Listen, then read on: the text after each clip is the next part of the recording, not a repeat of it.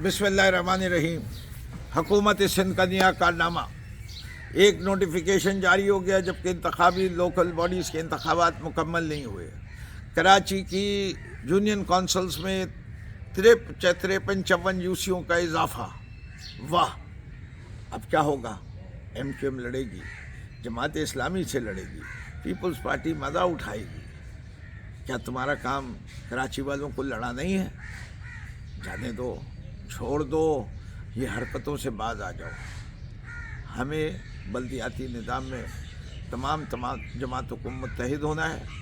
हमने पहले peoples party के मेयर को नाकाम करना है और उसके बाद एक मुनसिफाना तौर पे डिलिमिटेशन करके और वक्त से पहले इंतखाबात दोबारा कराने के ऊपर एक तमाम सियासी जमातों को मिल के काम करना है।